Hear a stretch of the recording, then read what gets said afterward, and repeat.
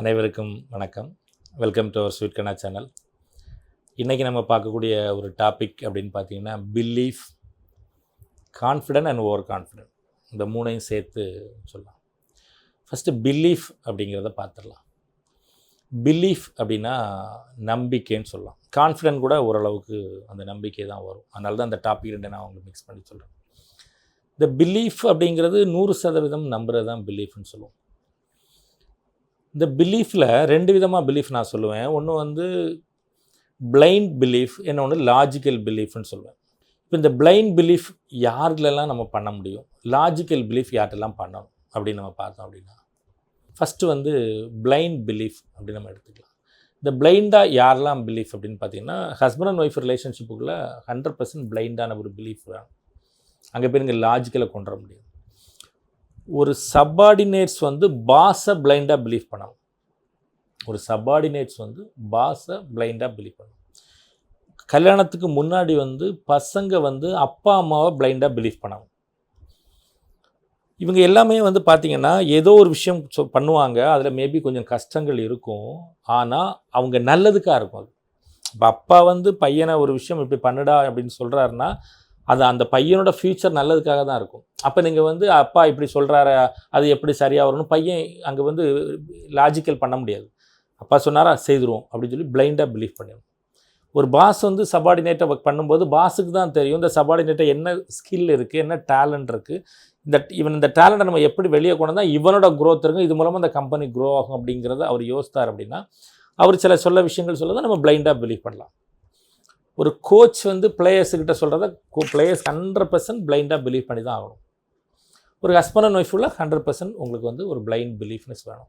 இந்த பிலீஃப் இருக்கும்போது அந்த பர்டிகுலர் ரிலேஷன்ஷிப் ரொம்ப நல்லாயிருக்கும், ப்ரொடக்டிவாக இருக்கும். That's very important. ப்ரொடக்டிவாக க்ரோவிங்காக இருக்கும். ஒரு கணவன் மனைவிக்குள்ளே ஒரு லாஜிக்கல் பிலீஃபுக்குள்ளே போயிட்டால் கண்டிப்பாக நான் சொல்கிறேன், அந்த வாழ்க்கை கடைசி வரைக்கும் போய் சேருமான்னு சொல்ல முடியாது. எங்கேயாவது உடனே அது முட்டிக்கும், சண்டை நடக்கும் அந்த வீட்டில். லாஜிக்கல் பிலீஃப்னாலே சந்தேகம் வந்துடுதில்ல. பிளைண்டுன்னா சந்தேகமே இல்லைப்பா, கண்மூடித்தனமான நம்பிக்கை எனக்கு அப்படின்னு சொன்னால் அங்கே சந்தேகத்துக்கு வாய்ப்பே இல்லையே. சந்தேகம் வந்துருச்சுன்னா பிரச்சனை தான். இப்போ லாஜிக்கல் பிலீஃப் நம்ம யாருக்கு பண்ணணும்? அப்பா பையன் மேலே லாஜிக்கல் பிலீஃப் பண்ணணும். பாஸ் சப்பார்டினேட் மேலே லாஜிக்கல் பிலீஃப் தான் பண்ணணும். சப்பார்டினேட் சொல்கிறான், பாஸ் இன்னைக்கு காலையில் நான் இது என்ன பண்ணேன், ஏய் எப்போ எங்கடா போனேன், எத்தனை மணிக்கு போனேன், எத்தனை மணிக்கு பார்த்தேன், லாஜிக்கலாக கேள்விகள் கேட்கணும். அவர் பிலீஃப் பண்ணிட்டாருன்னு வச்சுருங்க, பையன் அவன் ஓடிடுவான். பையன் சொல்கிறான் இன்றைக்கி 8 மணிக்கு வந்தேன், லேட் ஆகிட்டு, அங்கே போனேன், இங்கே போனேன், எங்கே போனேன், ஏன் போனேன், லாஜிக்கல் அங்கே பிலீஃப் வரணும். ஸோ ஒரு பாஸ் சப்பார்டினேட்ஸுக்குள்ளே லாஜிக்கலாக பிலீவ் பண்ணலாம். ஒரு கோச் அவர்களோட கீழே இருக்கக்கூடிய இவங்க பிளேயர்ஸ்ட்டை லாஜிக்கலாக பிலீவ் பண்ணலாம். ஒரு குழந்தைகளுக்கு மேலே பேரண்ட்ஸ் வந்து லாஜிக்கலாக பிலீவ் பண்ணலாம். இந்த லாஜிக்கல் பிலீஃப்ங்கிறது என்னென்னா, நம்புகிறோம் ஆனால் சில சந்தேகங்கள் இருந்தால் கேள்விகளை கேட்டுட்டு நம்ம நம்புகிறோம்.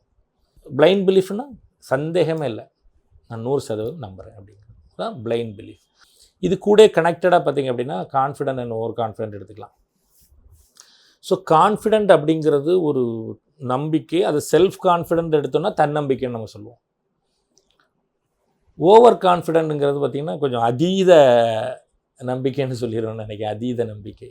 ஒரு கான்ஃபிடென்ட் இருக்கக்கூடிய பர்சனாக இருக்கார், ஒரு ஓவர் கான்ஃபிடென்ட் இருக்கக்கூடிய பர்சன் இருக்கார். இப்போ இந்த கான்ஃபிடென்ட் இருக்கக்கூடிய பர்சன் பார்த்தீங்க அப்படின்னா, ஃபஸ்ட்டு வந்து அதை செய்ய முடியுமா முடியாதாங்கிறத ஃபஸ்ட்டு வந்து அனாலிசிஸ் பண்ணுவார்.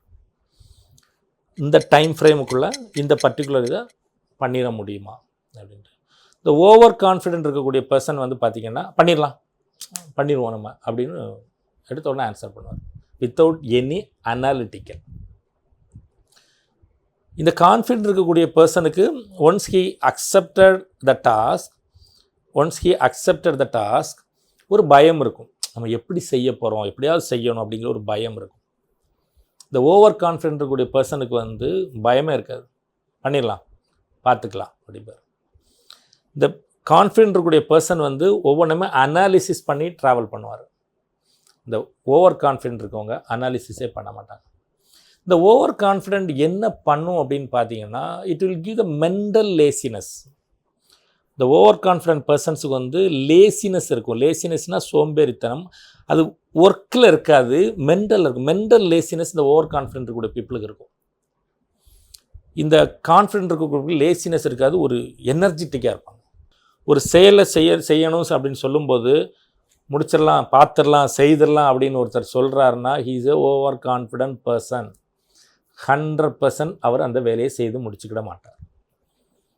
ஒருத்தர் வந்து இல்லை பொறுங்க, நான் கொஞ்சம் யோசிக்கணும், இது எப்படி பண்ணதை நான் யோசித்து சொல்கிறேன், சொல்கிறதெல்லாம் கரெக்ட் தான், பட் இருந்தாலும் ஐ நீட் சம் டைம், எனக்கு அந்த டைம் வேணும், நான் அதை எப்படி பண்ணலான்னு பார்க்குறதுக்கு அப்படின்னு ஒருத்தர் சொல்கிறாருன்னா he is a confident person. இந்த கான்ஃபிடென்ட் பர்சன்ஸ் எப்போவுமே how to complete the task அப்படின்னு பார்ப்பார். அது ரொம்ப முக்கியமான ஒரு விஷயம். அந்த எப்படி கம்ப்ளீட் பண்ணுறதுங்கிறதே அவரோட குறிக்கோளாகவே இருந்துகிட்ருக்கும். ஹீ ஹேவ் சம் என்னது plan A, plan B, plan சிலாம் வச்சுருப்பார்.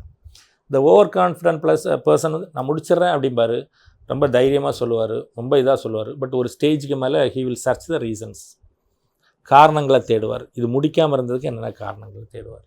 இதுதான் ரெண்டுக்குள்ள வித்தியாசம். பி கான்ஃபிடென்ட், கான்ஃபிடெண்ட்டாக இருங்க, ஓவர் கான்ஃபிடெண்ட்டாக இருக்காதீங்க. பிளைண்டாக பிலீவ் பண்ணவங்கள பிளைண்டாக பிலீவ் பண்ணிடுங்க. லாஜிக்கலாக பிலீவ் பண்ணால 100% லாஜிக்கலாக பிலீவ் பண்ணுங்கள்.